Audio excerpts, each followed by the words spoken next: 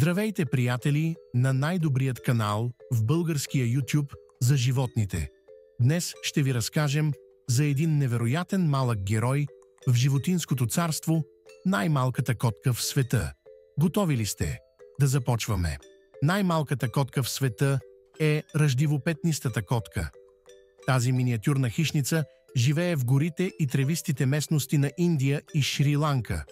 С дължина на тялото само около 35 см и тегло, което рядко надвишава 1,5 кг, тя е по-малка дори от повечето домашни котки. Ръждивопетнистата котка има уникален външен вид. Космената покривка по кожата й е мека, сивкаво-кафява, с ръждиви петна по гърба и фино очертани линии по лицето. Очите й са големи и изразителни, перфектни за нощен лов. Тя е изключително бърза, ловка и тиха, истински майстор в прикриването. Тази котка е нощна и самотна. Обича да ловува малки животни като гризачи, птици и насекоми. Поради малкия си размер, тя лесно се крие сред растителността, което я прави почти невидима за хищници и хора. За съжаление, ръждивопетнистата котка е застрашена от изчезване.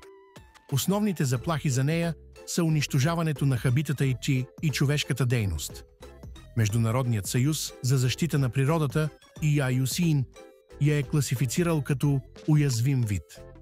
Защитата на горите и усилията за опазване на дивата природа са жизнено важни за нейното оцеляване.